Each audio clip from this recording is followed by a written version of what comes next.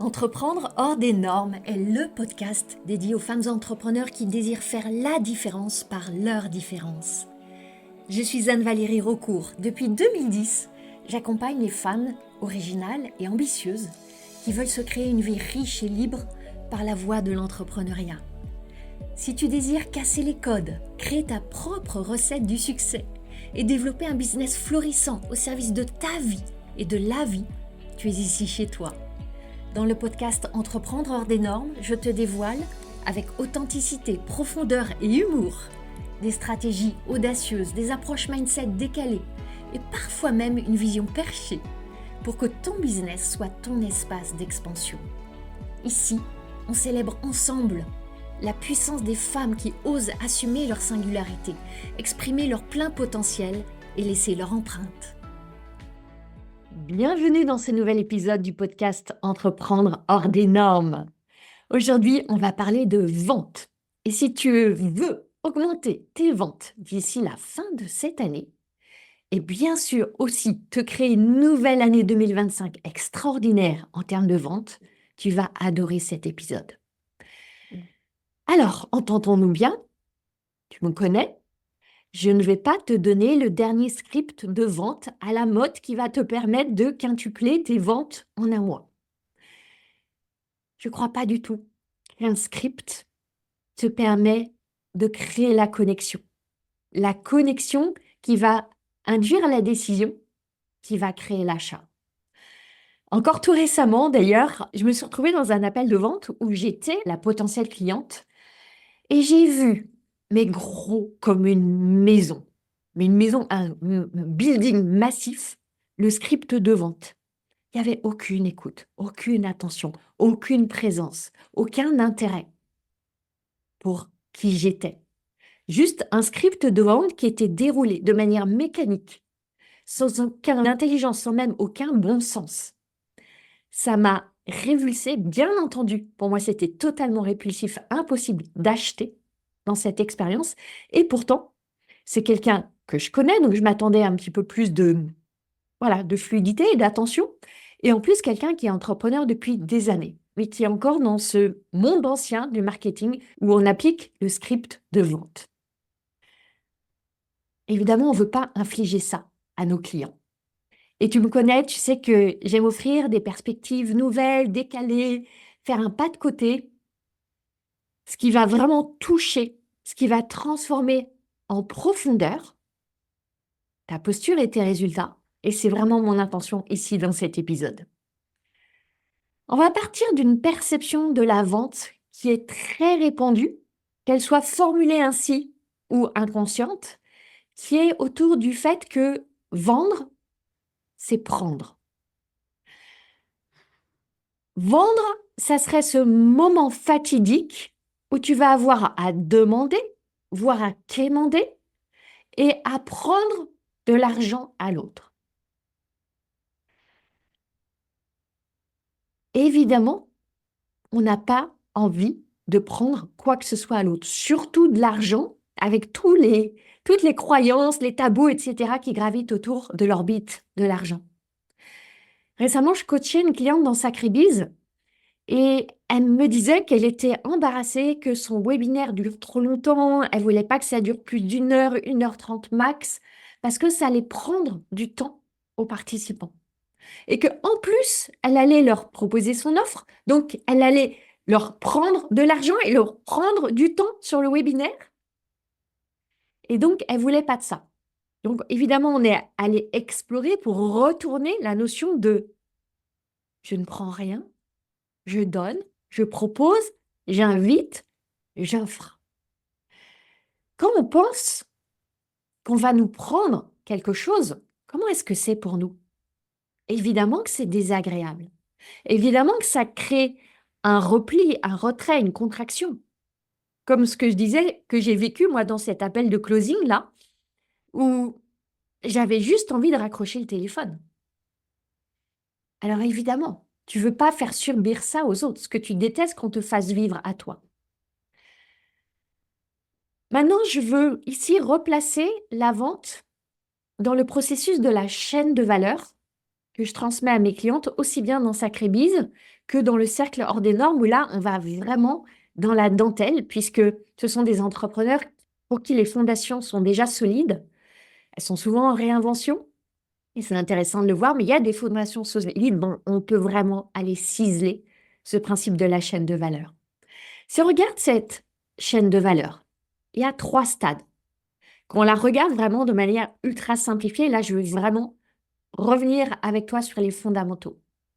Les 3 stades de la valeur, c'est ceci. Le premier, c'est évidemment, alors c'est pas le premier dans le timing, mais c'est le premier auquel on pense, c'est quand se passe l'objet de la prestation. C'est-à-dire quand la personne a cet objet, ce produit physique que tu lui vends, quand tu lui donnes ta prestation, quand tu lui donnes ton accompagnement, quand tu animes cette formation, cette conférence, quand tu donnes ce consulting, etc. Dans ce moment d'objet de la prestation, tu donnes de la valeur. C'est assez évident. C'est là qu'intervient ton expertise, tes compétences, etc. Il n'y a pas beaucoup de débat là-dessus. Deuxième stade de la valeur, qui dans le temps se déroule en première étape, mais qui dans ta perception est sans doute un petit peu plus éloigné. C'est dans ton marketing. Si tu me suis depuis un moment, tu as sans doute adopté, en tout cas contemplé cette perspective que c'est quoi le marketing? C'est donner de la valeur avant d'être payé pour la valeur que tu vas donner au moment de la livraison, de l'objet de la prestation. Le marketing, ce n'est pas autre chose que ça. Donner de la valeur gratuitement, généreusement, avant d'être payé. Là, souvent, ça frictionne un peu autour des attentes, du timing, des projections qui vont se cristalliser autour de cette idée. Je vais donner une certaine quantité de valeur et ça va être le moment pour que enfin je reçoive de la valeur argent en retour. Ça, et j'en ai déjà parlé dans des épisodes précédents du podcast, c'est négliger, mépriser le fait qu'avant de recevoir de l'argent, tu reçois de la valeur sous plein d'autres formes. Tu reçois l'attention des gens, tu reçois leur feedback, tu reçois leur appréciation, tu reçois leur temps. C'est ce qui a le plus de valeur. Tu reçois cette opportunité de les aider à cheminer vers leurs décisions. Donc, dans ton marketing, et là, ce n'est pas l'objet de développer le champ du marketing ici, on va aller dans la vente, tu donnes de la valeur. Maintenant, il y a un troisième stade de la valeur, celui qui intervient entre le marketing et la livraison de l'objet de la prestation, c'est le moment de la vente. Est-ce que tu as le sentiment, la perception que tu donnes de la valeur au moment de la vente? Je crois que la majorité des entrepreneurs répondront non, ou alors une forme de oui, mais. Oui, mais pas que. Oui, mais pas toujours. Et c'est ça la perception qui est au cœur de cet épisode que je vais t'inviter à considérer. Qu'au moment de la vente, tu donnes de la valeur. Si tu penses que tu prends, tu forces, tu quémandes, tu manipules, évidemment, tu n'as pas envie de vendre. Parce que tu te sens gênée, embarrassée, coupable, honteuse. On n'a absolument pas envie de s'établir dans l'espace de la vente avec ces émotions-là. Et évidemment, ça ne marche pas. Maintenant, si tu penses que tu donnes de la valeur, je suis certaine que tes sentiments vont être différents. On n'est plus dans la honte, l'embarras, etc. Tu vas te déposer davantage dans la confiance, le calme, la joie, l'enthousiasme. Et devine, ce sont du coup ces sentiments que tu vas transmettre, qui vont infuser, que la personne va percevoir. Et évidemment que c'est propice à la vente. Maintenant, je ne veux pas juste imprimer cette idée, vendre, c'est donner de la valeur. Évidemment, je vais t'expliquer. C'est pas juste une pensée positive que je te dis, voilà, adhère à cette pensée. Il y a des fondements à ça. Et je vais l'éclairer, cette perspective, pour vraiment te montrer en quoi vendre, c'est offrir de la valeur. Et je vais même t'offrir plusieurs angles pour considérer ça et aller, si ça t'inspire, si ça te soutient dans la vente, adopter cette perspective.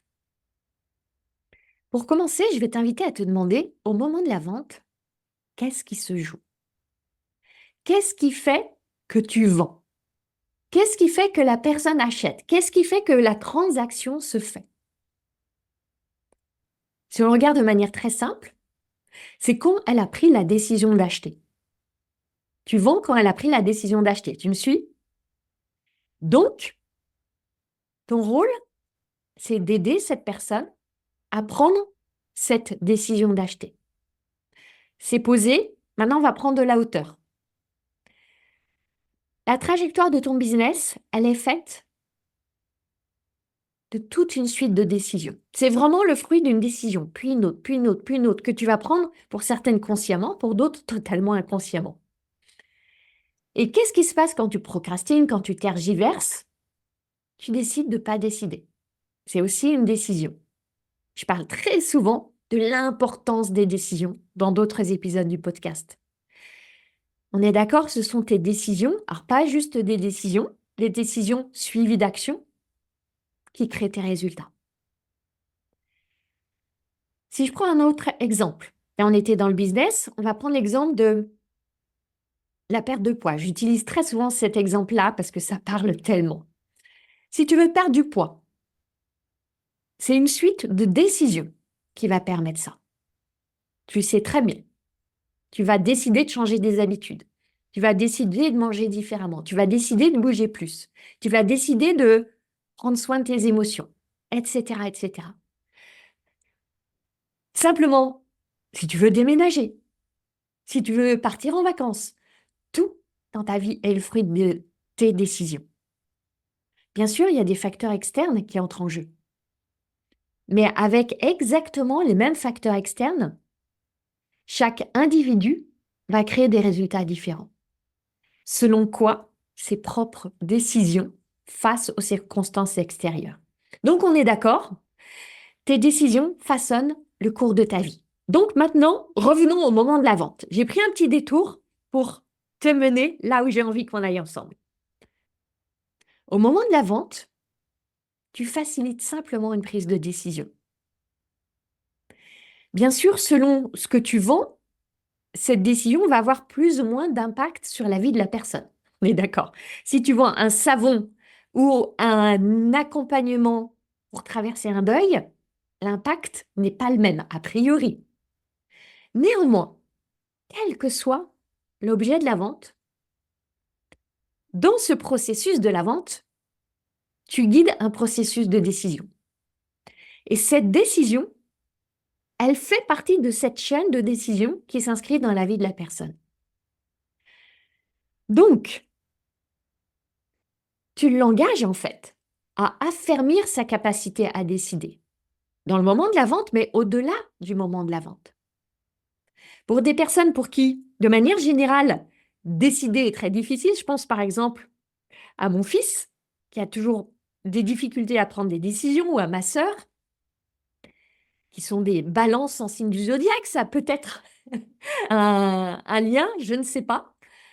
Pour une personne qui a des défis autour de la prise de décision, tu l'aides dans le moment de la vente, mais tu l'aides à peut-être élargir sa capacité à décider dans tous les champs de sa vie.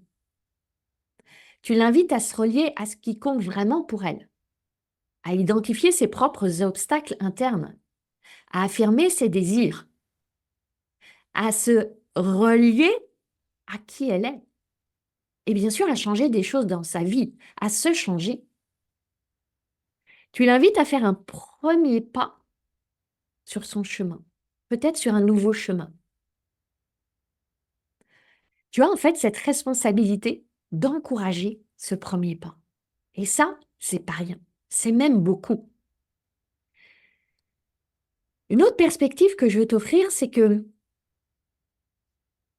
tu entres dans une relation avec une personne dans un moment de vente, quelles que soient les modalités, que ce soit dans un appel téléphonique, une vidéoconférence, sur un salon, une boutique ou online. Il y a aussi des relations online. Tu entres dans une relation où tu montres à cette personne une chose essentielle. Tu lui montres que tu crois en elle. Tu crois en ses ressources, tu crois en son potentiel, tu crois en sa capacité à créer de l'argent si elle n'en a pas. Tu crois en sa capacité à mobiliser l'argent si elle en a. Tu crois en sa capacité à décider, à choisir en fonction du futur qu'elle désire créer plutôt que du passé qu'elle est peut-être encore en train de traîner. À créer différemment, à vivre différemment, à diriger sa vie. Est-ce que c'est pas énorme tout ça? Seulement, quand tu te défiles à la première objection, qu'est-ce qui se passe? Le message inconscient que tu envoies là, c'est je crois pas assez en toi. J'achète tes objections, donc je crois qu'en effet, tu peux pas, t'as pas ce qu'il faut, tu n'y arriveras pas, tu suffis pas. C'est ça le message inconscient que nous passons quand nous nous défilons face aux objections. En revanche, au moment des objections, tu es là, présente, ancrée, engagée dans la conversation.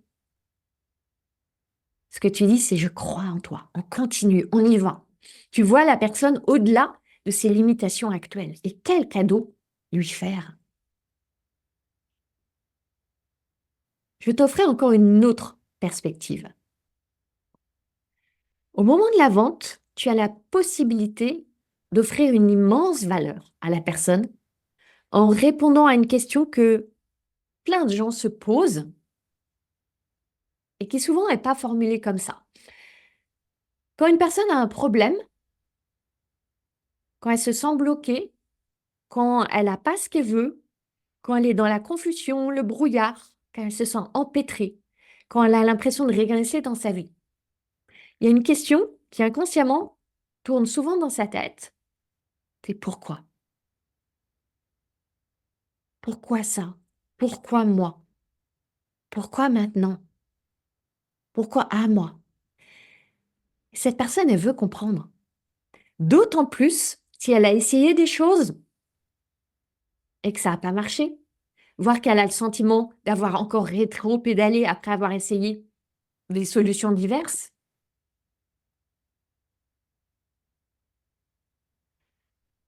Je vais illustrer par un exemple.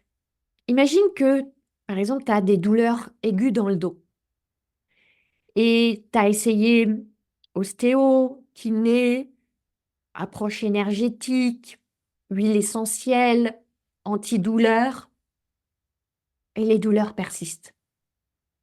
Tu as été voir plein de praticiens, tu as essayé plein de choses et tu n'arrives pas à en sortir. Et là, tu vas te dire, mais pourquoi? Pourquoi moi? Pourquoi j'ai mal au dos? Pourquoi ça passe pas? Pourquoi rien ne marche avec moi? Et finalement, quelqu'un te recommande un praticien, tu y vas, et là, il sait décrire précisément ce que tu vis. Tu ressens une immense empathie. Il sait décrire à quel moment ça t'est arrivé. Il sait répondre à ce pourquoi. Il fait un diagnostic ciselé. Et il t'explique d'où ça vient, pourquoi tu ressens ça. Il sait parler de ta douleur. Rien que ça, même si tu n'as pas encore prescrit la solution, tu te sens soulagée, tu te sens comprise, tu te sens entendue, tu te sens rassurée. On a besoin, toutes et tous, d'être compris et de comprendre. Ça crée de l'espoir, ça donne des possibilités nouvelles. Quel cadeau c'est d'offrir cela au moment de la vente. En lien avec ça, ça veut dire que tu as aussi la possibilité de révéler que le problème qu'a la personne, c'est pas celui qu'elle croyait. Souvent, et si je reprends mon exemple, on a des personnes qui ont tenté plein de choses parce qu'elles croyaient que leur problème avait telle source ou racine. Et si tu permets à cette personne d'avoir enfin la clarté sur c'est quoi mon problème, je m'étais trompée de diagnostic, il y en a un autre, ou simplement de l'éclairer sous un angle nouveau, ça fait du bien. Si je prends un exemple avec les entrepreneurs, parmi les entrepreneurs que je vois, celles que j'accompagne, il y a une croyance assez répandue qui est autour de j'ai pas la bonne audience, j'ai pas une assez grosse communauté, j'ai pas de liste de mails, donc je peux pas vendre. Donc ça marchera pas. Donc il n'y a pas de clients pour moi. Elles croient que le problème, c'est la taille de leur audience et la qualité de leur audience ou communauté. En réalité, c'est pas ça le problème. C'est qu'elles ne vendent pas avec impact à l'audience qu'elles ont déjà. Parce qu'elles ont une audience. Et même si c'est pas sur les réseaux sociaux, une audience, c'est simplement des contacts, des relations. Dans la vraie vie, c'est une forme d'audience. On utilise ce mot d'audience, mais il s'applique complètement à la vraie vie. La croyance qu'il n'y a pas assez de personnes, qu'il n'y a pas les bonnes personnes, ça les retient d'offrir, d'inviter, de proposer, de vendre. Elles se retiennent. Et quand tu vends, quand bien même elles vont y aller de manière timorée, prudente. De toute façon, à quoi bon? Ça sert à rien. Il n'y en a pas assez, c'est pas les bonnes. Et partant de cette énergie, évidemment que c'est pas très engageant pour les personnes en face. Donc, on est parti d'un problème et j'ai éclairé un autre problème, qui est la perception et la perspective qu'elles ont sur leur audience, qui va teinter leur vente et qui va évidemment créer les résultats qu'elles ne veulent pas, qu'il n'y ait pas de vente ou pas assez de vente. C'est ça la manière d'éclairer sous un angle nouveau, de déplacer le problème pour ouvrir la possibilité à de nouvelles solutions. Un autre angle que je veux t'offrir pour voir où est la valeur dans la vente, c'est cette valeur que tu peux donner en invitant de la simplicité, de la clarté. Quand une personne voit son problème comme énorme, insurmontable, et que toi, tu vas vraiment le simplifier, le réduire à quelque chose de simple, d'accessible, de gérable. Quand tu dégonfles ce ballon, tu dégonfles aussi le ballon de l'anxiété pour la personne. Ça arrive souvent aussi dans les coachings. Récemment, je coachais une cliente dans Sacré-Bise. Elle était dans la confusion sur comment parler de son offre qui est dédiée à des personnes en transition de vie, des transitions de vie majeures. Tout était confus et touffu. On est descendu au corps du sujet. On a descendu chaque branche pour revenir au tronc. C'est quoi l'enjeu? Pourquoi est-ce que pour tout être humain, c'est difficile les transitions? Qu'est-ce qui redonne de l'espoir qu'on est au fond du creux de la transition? C'est quoi la courbe ascendante? Mettre en mots cette simplicité, cette clarté, pour ensuite être en mesure de la transmettre. Je veux aussi aller encore au-delà et te parler de la valeur qu'il y a à créer de l'engagement chez l'autre, à allumer son envie de bouger, à souffler sous les braises de son feu, de sa flamme qui peut-être vacille, à recréer du mouvement, à la remettre dans un momentum, là où elle se sent figée, coincée, où elle n'ose pas décider, où il y a cette tension entre la peur et le désir. Est-ce qu'il n'y a pas de la valeur à la remettre en mouvement, dans le flot de la vie, en lui montrant à quel point ça peut être tellement plus joyeux, tellement plus léger. Ça ne veut pas forcément dire facile, mais ça peut vouloir dire simple. Et j'ai envie de te donner encore un dernier point, et je crois bien que c'est notre 7e point, sur la valeur que tu es en mesure d'offrir dans la vente. C'est dans l'art d'embrasser des polarités a priori opposées, des paradoxes, j'ai envie de dire, Au moment de la vente, à la fois, tu as à valider la réalité de tes futurs clients, la manière dont ils voient leur vie, les obstacles qu'ils voient quand ils évoquent leurs limitations, quand il y a des résistances. Tu vas pas les nier, les rejeter, mais les accueillir avec tout ça. Et en même temps, leur montrer la polarité et la possibilité opposée. Quand ils évoquent des difficultés financières, tu vas pas leur dire non, il n'y a pas de difficultés financières. Tu vas valider, embrasser ça et ouvrir une voie sur comment décider, avancer, changer avec ces difficultés financières. C'est ça, embrasser les polarités opposées. Et quel cadeau aussi faire à ces personnes d'ouvrir cette perspective nouvelle. Maintenant, j'ai envie aussi qu'on aille voir, par contraste, qu'est-ce qui potentiellement va diminuer la valeur. Il y a d'abord, bien sûr, ta perception qu'il n'y a pas de valeur au moment de la vente. Je t'invite vraiment à adopter cette croyance et j'espère avec les 7 points que je t'ai donnés que tu vas switcher peut-être ta perception de la vente. Maintenant, qu'est-ce qui peut diminuer la valeur? Je veux juste évoquer 3 points parce que ça pourrait faire l'objet de tout un autre épisode. Le premier, il va peut-être hérisser quelques poils. C'est si tu donnes trop de solutions. Et ça fait clairement partie de l'erreur que j'ai commise lors de mon dernier lancement de Sacré Bise. J'en ai parlé dans le tout dernier épisode du podcast, le précédent. Je parle d'une grosse erreur stratégique qui m'a coûté cher, c'est le titre de cet épisode. J'ai vraiment donné beaucoup de solutions, ce qui a donné l'impression, entre autres, il y a eu d'autres conséquences à cette erreur, mais donner l'impression erronée que les personnes pouvaient s'en sortir toutes seules. Et là, c'est aussi un paradoxe à embrasser. Il ne s'agit pas de retenir la valeur, de calculer, d'être stratège sur là, je vais donner ça, mais je ne vais pas donner ça. Mais être consciente que tu as un temps limité, que assurément, tu ne peux pas tout donner. Donc, être dans cette danse de je suis dans la générosité. Et en même temps, j'ai une infinie conscience. Et ça, c'est vrai, notamment évidemment dans les champs de l'accompagnement, du consulting, de la formation, etc., de toutes ces prestations. J'ai une infinie conscience que c'est tellement plus facile, léger et rapide aussi souvent de le faire en étant accompagné. Qu'est-ce qui va diminuer encore la valeur?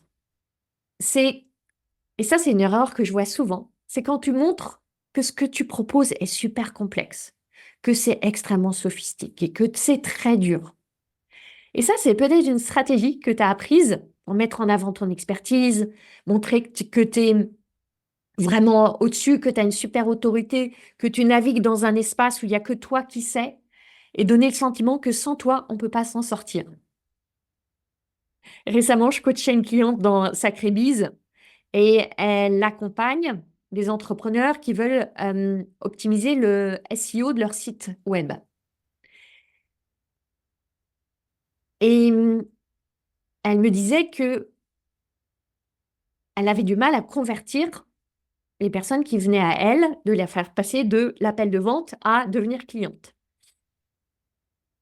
Et ce que je lui ai montré, c'est que dans sa communication, elle insistait beaucoup sur le côté ultra complexe de ce qu'elle propose.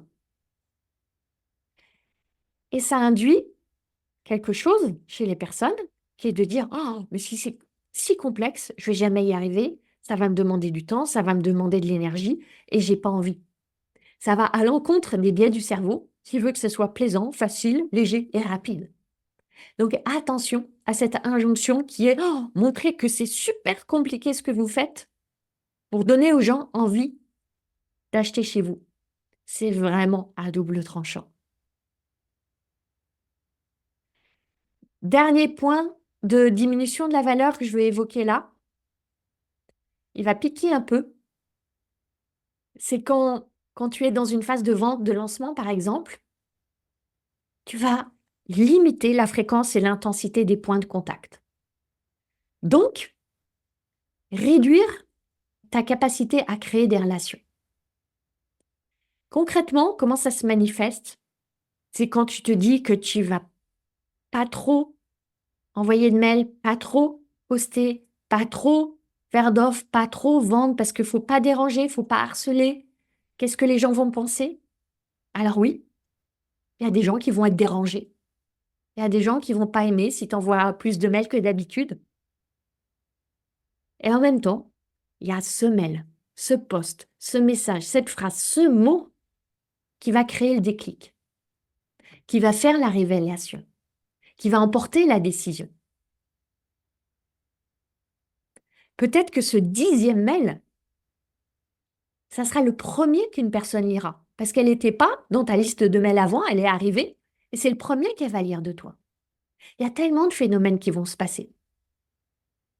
Alors oui, tu diminues la valeur que tu offres quand tu réduis les opportunités de points de contact avec tes futurs clients. Maintenant, offrir cette valeur au moment de la vente, c'est une expression. Ça veut dire que c'est vraiment une langue à apprendre. Et quand je dis apprendre, c'est pratiquer, c'est expérimenter. Une langue, ça se parle.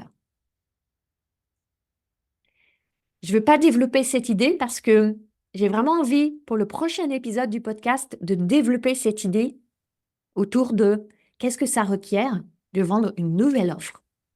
J'ai eu cette idée en préparant celui-ci et je te prépare un magnifique épisode pour le prochain. Si tu as des difficultés à vendre une nouvelle offre, peut-être n'est-elle pas toute nouvelle, peut-être est-elle nouvelle depuis plusieurs mois, ne pas avoir le nombre de clients que tu voudrais, tu vas adorer le prochain épisode. Pourquoi tout ça c'est important? Parce que tu veux que tes ventes ne dépendent pas de ton humeur, de ton énergie du jour, du contexte dans lequel tu es, et tu veux pouvoir t'appuyer sur une forme de maîtrise de ton art.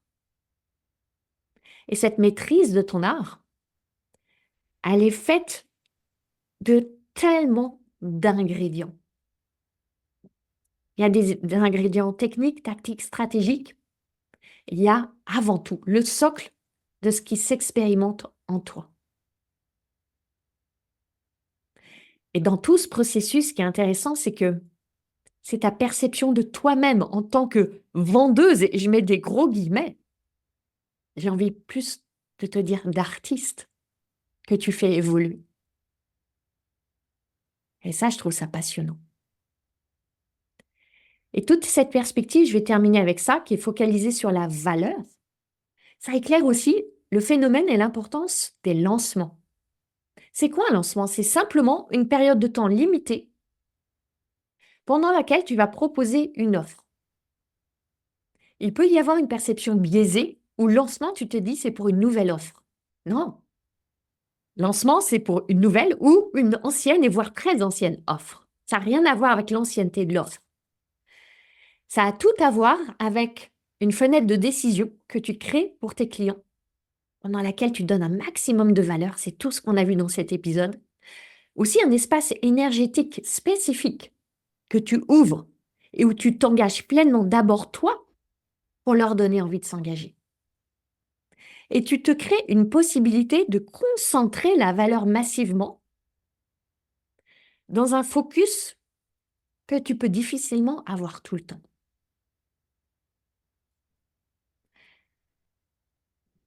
Alors, puisqu'on est en train de parler d'offres, d'invités, il y a une offre très spéciale, tu sais, que j'ai lancée début octobre. C'est mon livre Femmes hors des normes. Et je veux t'en toucher un mot. C'est une offre. Ça fait tout juste 2 mois qu'elle vit, qu'elle était mise au monde, sous la lumière du monde. Et tu sais quoi? Je suis encore en train d'apprendre sa langue, son langage, son message. Et en même temps, ce livre, Femmes hors des normes, je le vois voler chez toi. Peut-être pour Noël, peut-être avant, peut-être après. C'est vraiment un livre hors des normes, hybride. Un mix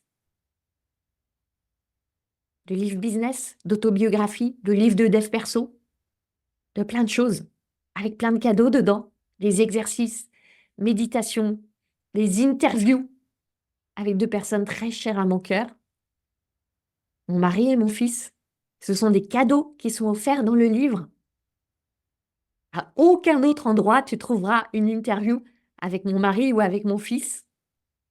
J'ai dû les embarquer, crois-moi.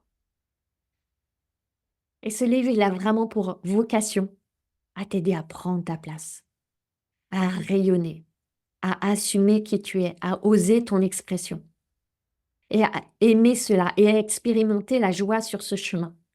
Je te partage à cœur ouvert mes chaos, mes échecs, mes erreurs, mes fantaisies, mes farfeluseries. Et je crois que ce qui transparaît, c'est la joie qui pétille jour après jour sur ce chemin. Pour t'inviter toi aussi à être guidé par la joie, à la vivre de plus en plus, à l'expérimenter, à la ressentir et à l'essaimer. Donc, à l'approche de Noël, tu peux t'offrir ce cadeau, tu peux le mettre sur ta liste au Père Noël, pourquoi pas, ou tu peux l'offrir à des femmes de ton entourage. Merci infiniment.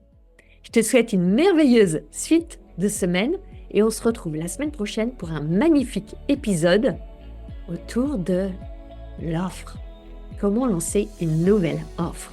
À très bientôt.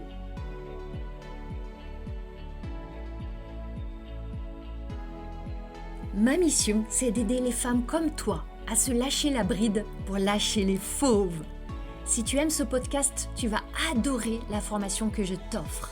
C'est le condensé de mon approche anticonformiste du business pour t'aider à accueillir tes prochains clients joyeusement.